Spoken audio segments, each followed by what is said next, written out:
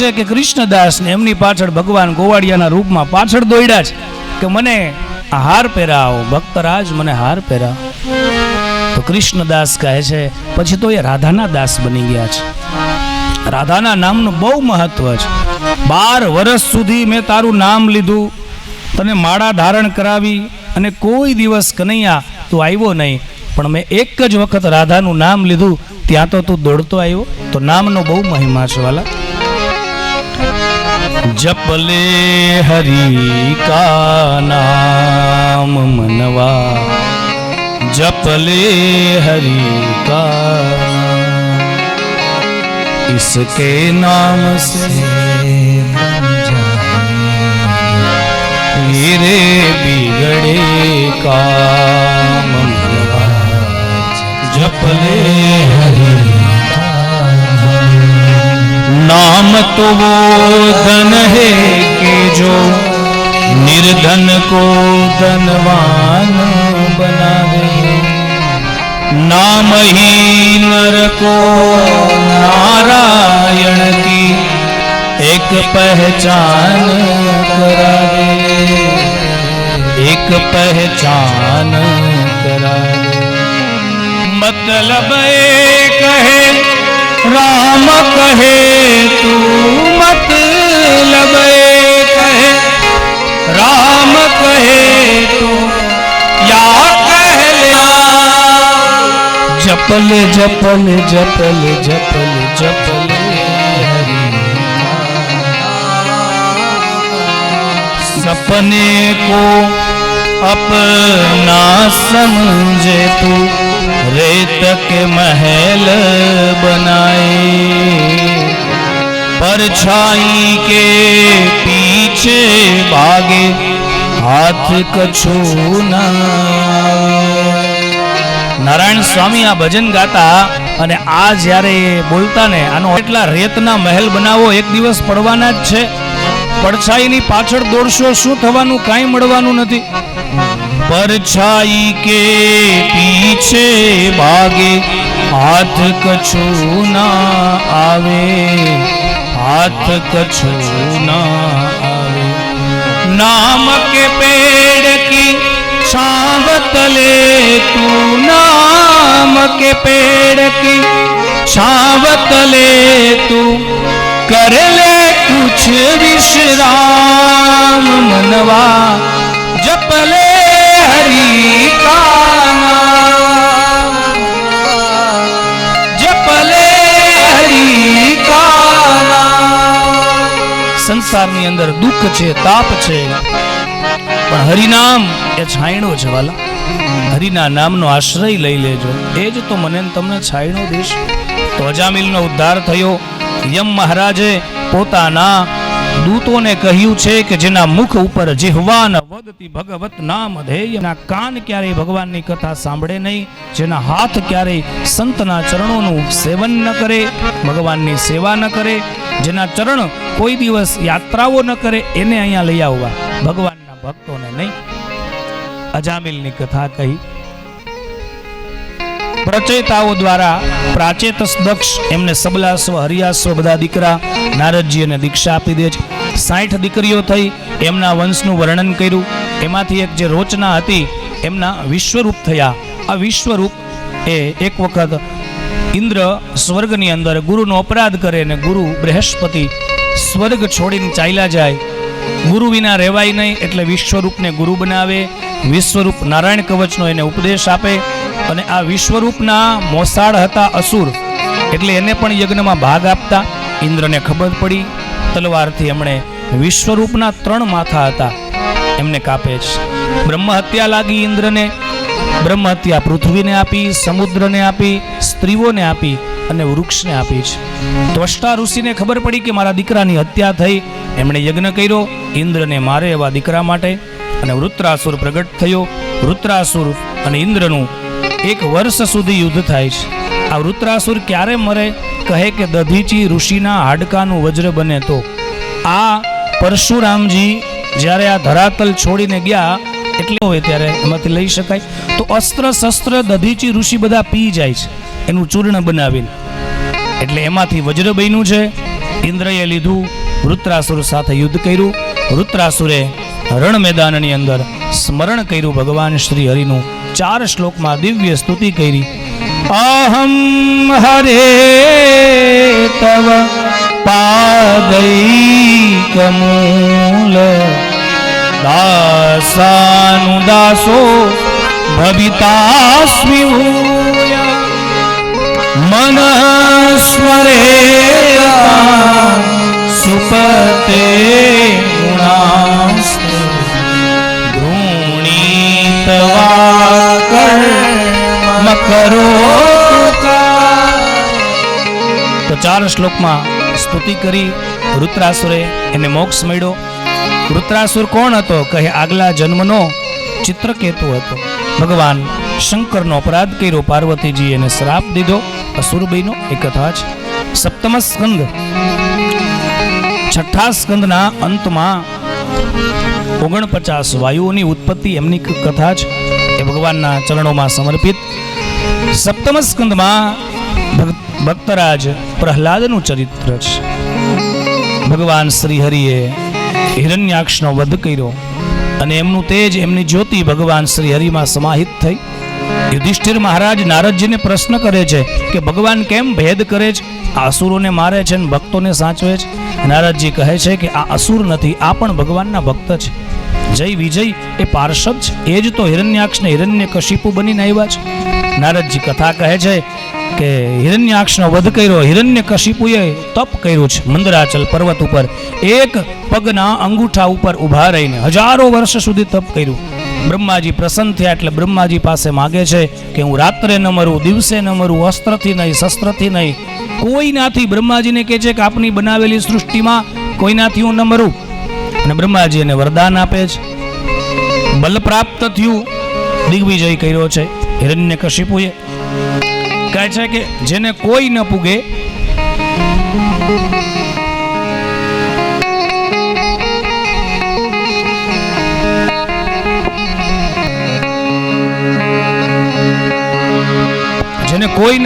એને એનું પેટ પૂગે.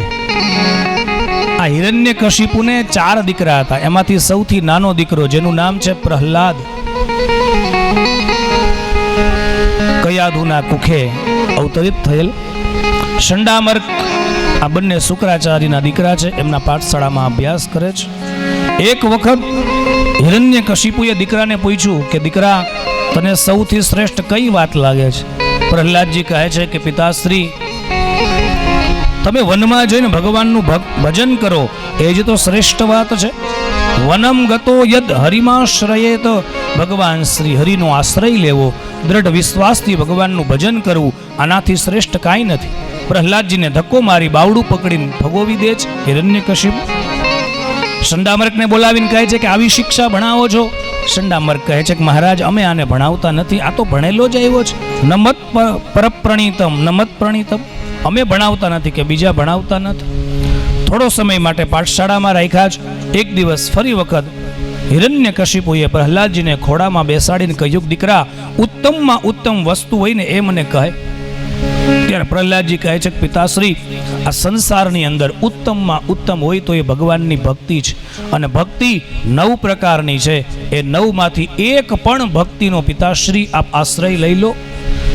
શ્રવણમ કીર્તનમ વિષ્ણુ સ્મરણમ પાદસેવનમ અર્ચનમ વંદનમ દાસ્યમ સખ્યમાત્મનિવેદનમ.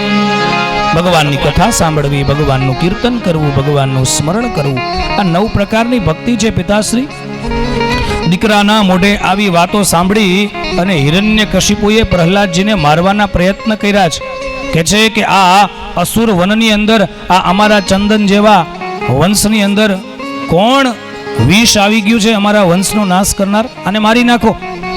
પહાડ ઉપરથી ફેંકે છે, જલની અંદર ડૂબાડવાની કોશિશ કરે છે, તલવારથી મારે છે, હાથીના પગ નીચે કચડવાની કોશિશ કરે, સર્પ ડંસ દે છે.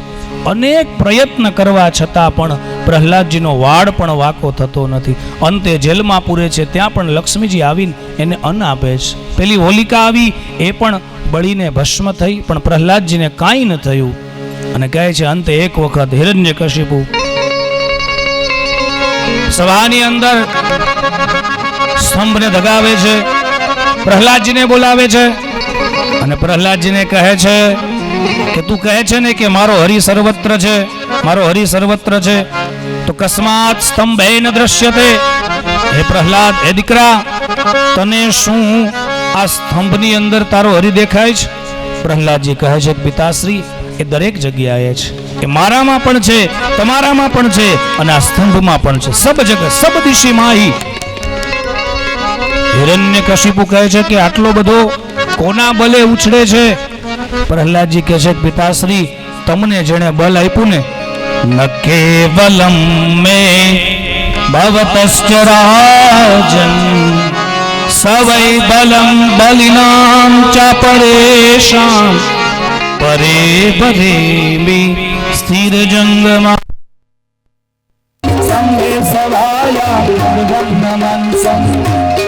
સભાની મધ્યમાં ભગવાન ઋષિ બનીને આવ્યા છે, ગર્જનાઓ કરે છે.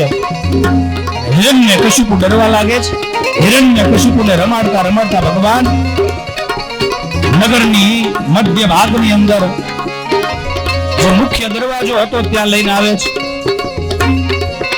હિરણ્યકશિપુને કહે છે કે તારા એક પછી એક વરદાન યાદ કર. કહે છે કે રાતે ન મરું, દિવસે નહીં, જો કયો સમય છે સંધ્યા, કહે ઉપર નહીં નીચે નહીં. ભગવાન ઋષિને ગડકી પકડી અને ગોદમાં લઈ લીધો, ખોડામાં સુવડાવ્યો. આ નીચે નહીં ઉપરેય નહીં. કહે છે કે અસ્ત્રથી નહીં શસ્ત્રથી નહીં, ભગવાને નોર વધાર્યા. આ શું છે? નખ કાપો તો દુખે નહીં એટલે નિર્જીવ પણ ખરા, અને વધે ખરા એટલે સજીવ પણ ખરા. નિર્જીવ ને સજીવ, અસ્ત્ર નહીં શસ્ત્ર નહીં.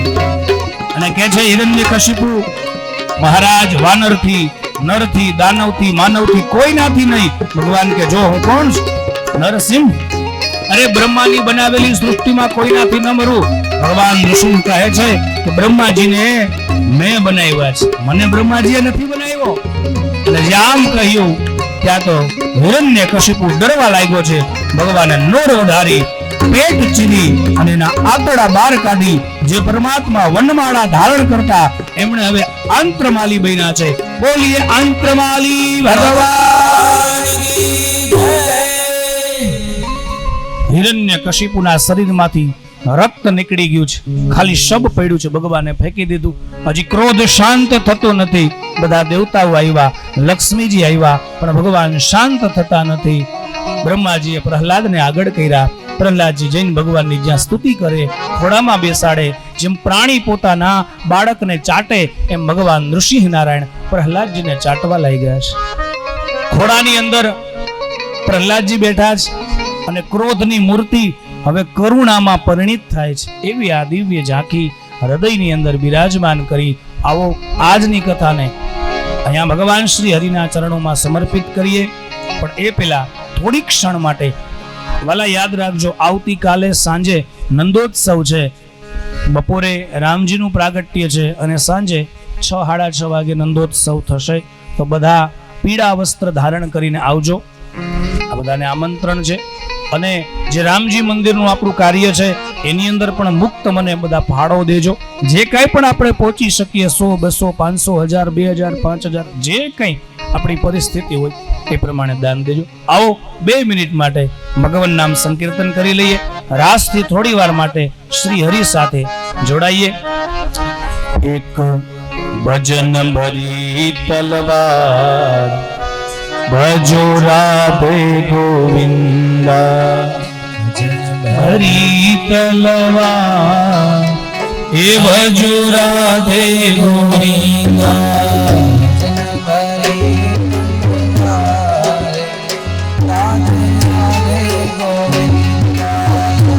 એક ભજન ભરી તલવાર રાધે રાધે ગોવિંદા.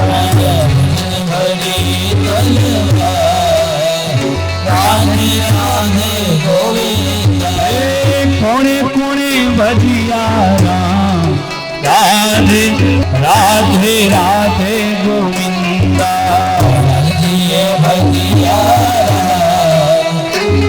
ભરી તલવાર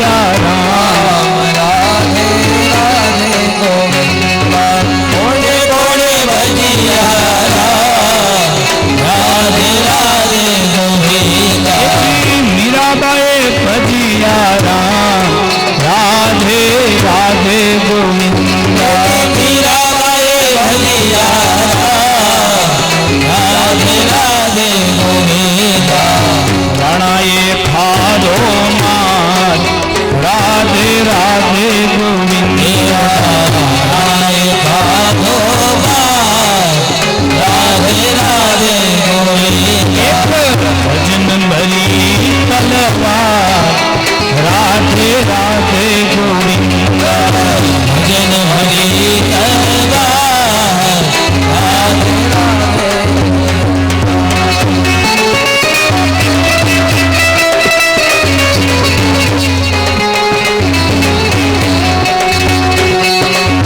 ભજન હોવે સકલ સંસાર શ્રી રામ જય રામ ઓ ભજન હોવે સકલ જગતા શ્રી રામ જય રામ જય રામ ભજન હોવે સકલ સંસાર શ્રી રામ જય રામ ઓ ભજન હોવે સકલ જગતા શ્રી રામ જય રામ જય રામ રામ ને રામ સ્વરૂપ દિખાયા રામ से रूप दिखाया राम मनोज से रूप में आए राम मनोज से रूप में आए अवध बिहारी सूर्य श्री राम जय राम अवध बिहारी सूर्य श्री राम जय राम जय राम अवध बिहारी सुंदरेशा श्री राम जय राम ओ अवध बिहारी सुंदरेशा श्री राम जय राम राम नाम की महिमा भारी राम नाम की महिमा भारी आवो रे आवो रे सब कर ले नारी रघुपति राघव राम जय राम ओ रघुपति राघव राजा राम श्री राम जय राम जय राम भजन हो सत्य संगा श्री राम जय राम सकल सकता श्री राम जय राम करते हो तुम कन्हैया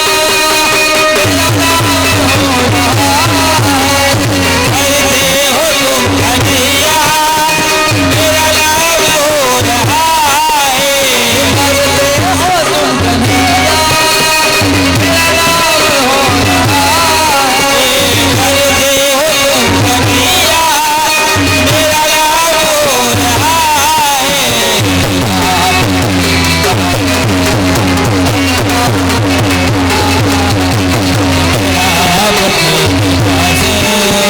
सब काम हो रहा बोलो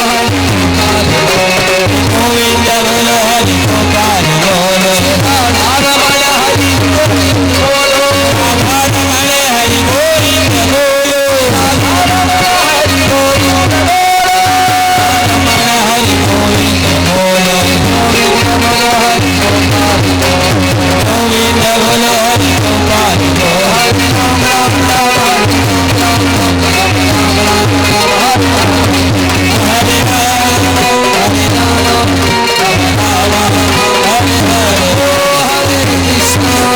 कृष्ण कृष्ण कृष्ण हरे हरे कृष्ण कृष्ण हरे हरे कृष्ण कन्हैया की जय भागवत भगवान जय करिए।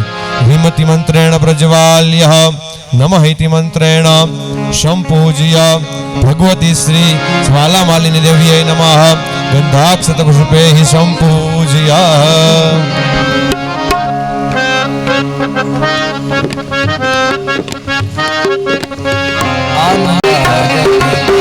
हरि गुरु संतनि सेवा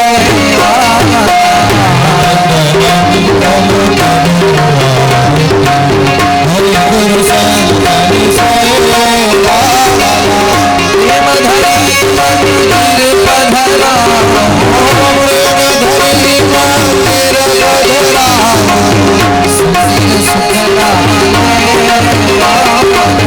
सुंदर सुखला हरि गुरु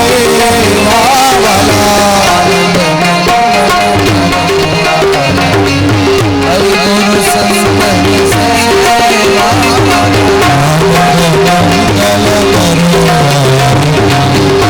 गुरु संतनि सेवा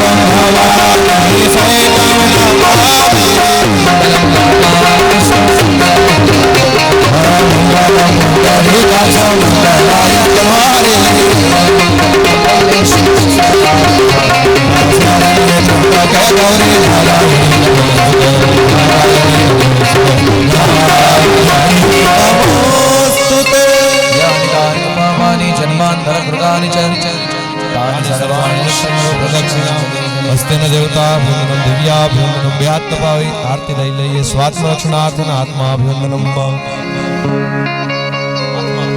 भगवान ने पुष्पार्पण करिए हरि ओम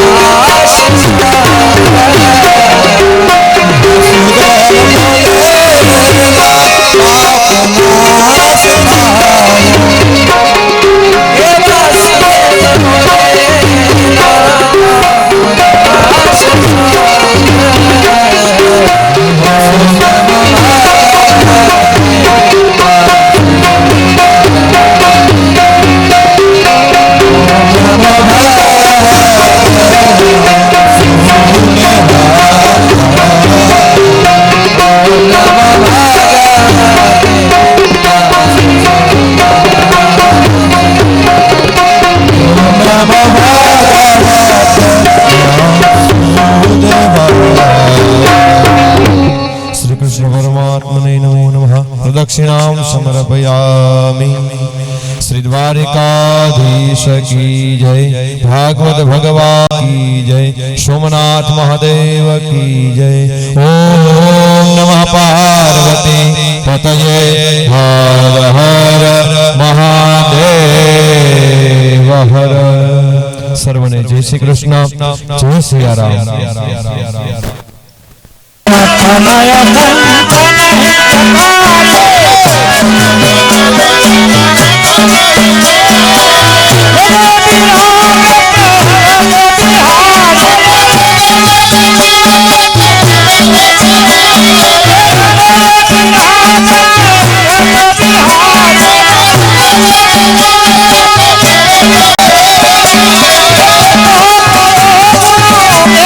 Oh,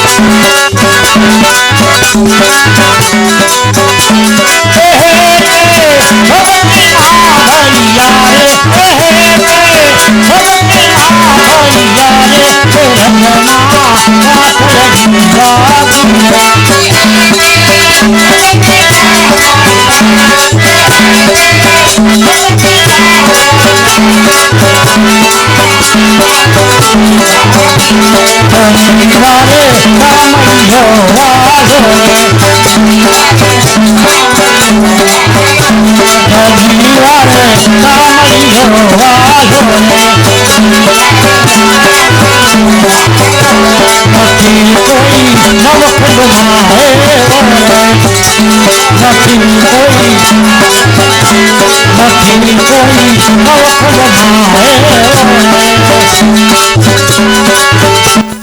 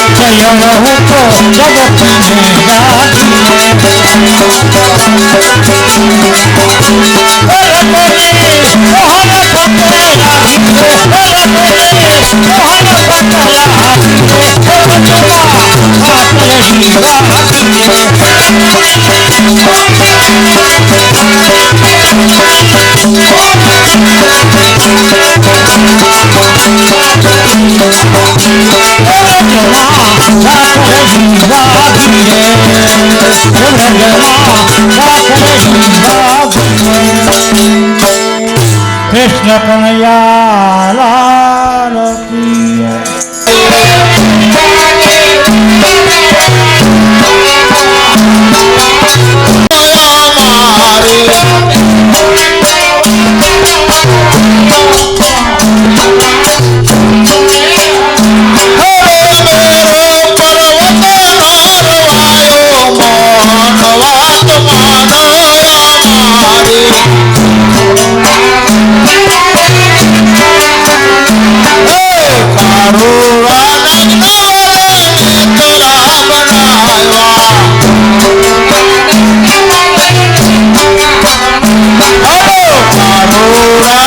Hallelujah.